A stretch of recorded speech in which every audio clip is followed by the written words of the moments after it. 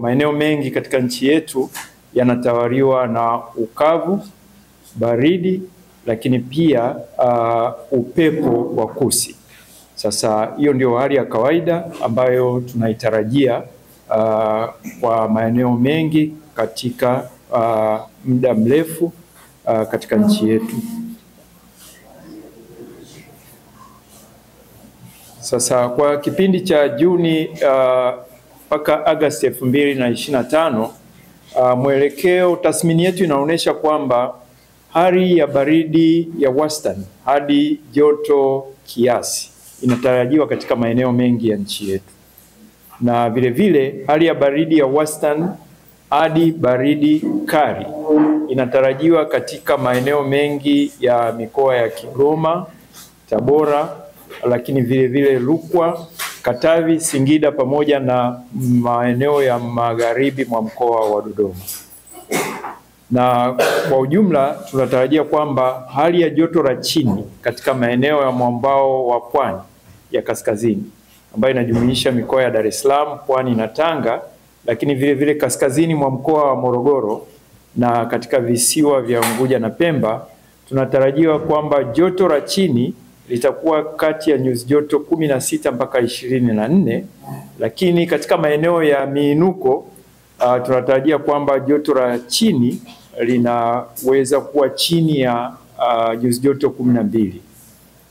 Na katika maeneo ya nyanda za juu kaskazini mashariki ambayo inajumuisha mikoa ya Kilimanjaro, Arusha pamoja na Manyara, hali ya joto la chini inatarajiwa kuwa kati ya nyuzi joto 10 mpaka 20. Lakini katika maeneo ya miinuko tunatarajia kwamba joto la chini litaweza kuwa chini ya nyuzi joto 10. Na ukanda wa Ziwa Victoria ambayo inajumuisha mikoa ya Mwanza, Mara, Geita, Kagera, Shinyanga na Simiyu, kiwango cha joto la chini kinatarajiwa kuwa kati ya nyuzi joto 10 mpaka 18 katika maeneo mengi. Lakini magharibi mwa nchi yetu ambayo inajumuisha mikoa ya Tabora, Katavi pamoja na Kigoma, tunatarajia kwamba kiwango cha joto la chini kitakuwa kati ya nyuzi joto 10 mpaka 18 katika maeneo mengi. Ili hali kanda ya kati ambayo inajumuisha mikoa ya Singida na Dodoma, joto la chini inatarajiwa kuwa kati ya nyuzi joto 10 mpaka 20.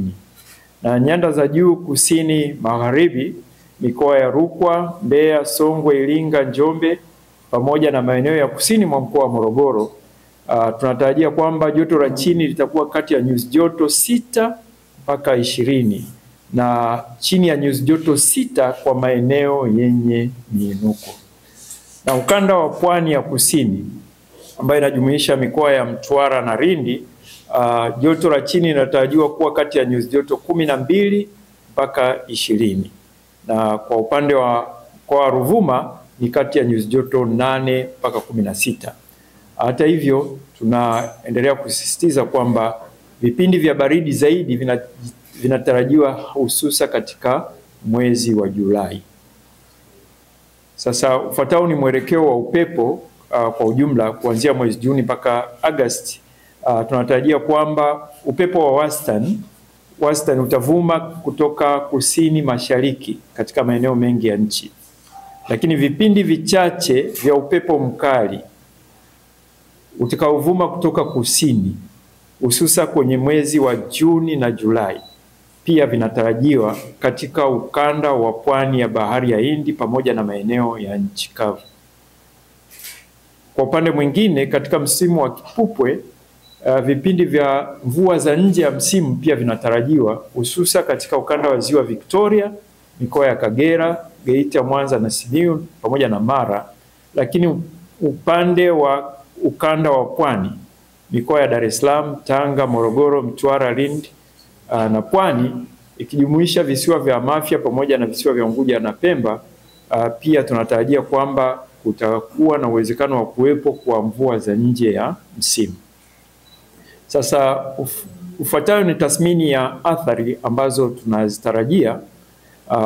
Na kwanza ni magonjwa yanayohusiana na hali ya ubaridi kama vile homa ya mapafu na magonjwa ya mifugo yanaweza kujitokeza ingawa kwa kiasi kidogo. lakini vile vile hali ya vumbi linalosababishwa na upepo katika baadhi ya maeneo inaweza kupelekea uwepo wa magonjwa ya macho. Sasa tunatoa ushauri ufuatao. Kwanza, tahadhari za kiafya zichukuliwe ili kulinda jamii dhidi ya magonjwa yanayoweza kusababishwa na hali ya baridi pamoja na vumbi. Wakulima pia tunaendelea kushauri kwa kuzingatia pia ushauri wa maafisa ugani, lakini kulima mboga mboga na mazao ya mizizi kama viazi katika maeneo evu, lakini ni vizuri pia wakaendelea kuzingatia ushauri unaotolewa na maafisa ugani. Sasa Mamlaka ya Hali ya Hewa tunapenda kuendelea kutoa angalizo kwamba tutaendelea kufuatilia mifumo ya hali ya hewa na kutoa mrejesho kadri inavyohitajika na kadri inavyowezekana kulingana na miongozo yetu ya kazi. Na hivyo watumiaji wa taarifa za utabiri huu tunashauri na tunaendelea kusisitiza kwamba tuendelee kufuatilia, kuzingatia utabiri utakaokuwa unatolewa na Mamlaka ya Hali ya Hewa wa saa 24, siku 10 na mwezi, pamoja na maangalizo ambayo tutaendelea kutoa kadri inavyohitajika na tahadhari za matukio ya hali mbaya ya hewa ambazo tutaendelea kutoa kadri inavyohitajika.